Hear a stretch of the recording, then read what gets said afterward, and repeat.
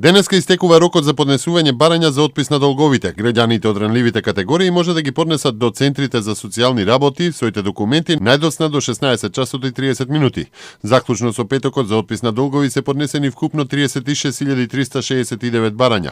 Поднесувањето барања за отпис на долговите почна на 18 август. Се отпишуваат долгови настанати заклучно со 31 декември 2013 година, а треба да бидат неплатени по долгоденна година и за нив да е почната постапка за наплата. Барањата може да ги поднесат лица приматели на социјална помош, невработени и лица што имале смртен случај или инвалидитет во семејството и поради тоа не може да ги исплаќаат обврските.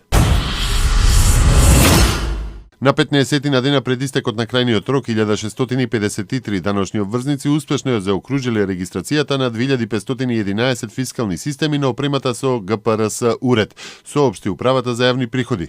Обврската за воведување на фискален апарат со ваков уред најдосна до 31 октомври 2014 година имаат 8900 даночни обврзници, чиј што промет во претходната година надминува 10 милиони денари, како и обврзници кои вршат угостителска дејност и промет на нафтени деривати на мало, односно бензински пумпи.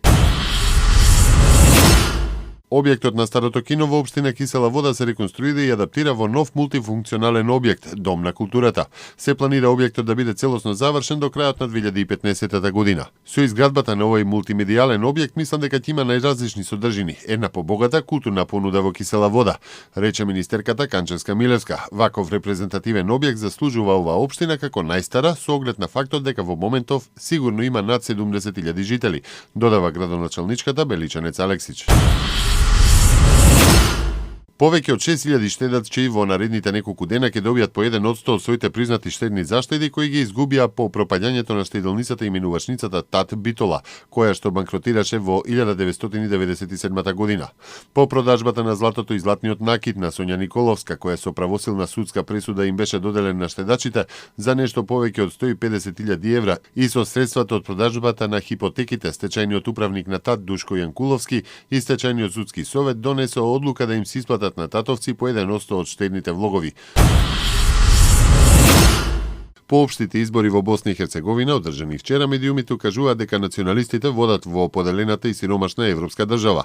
Барањето работи и етничките тензии ги обоја изборите во Босна и Херцеговина, а тензиите меѓу бошњаците, србите и хрватите остануваат на високо ниво. Медиумите во Британија потсетуваат и на февруарските протести кои беа одраз на големото незадоволство во државата. И медиумите во Босна и Херцеговина потсетија на протестите, па коментираат: партиите се сменја, но предизвиците останаа.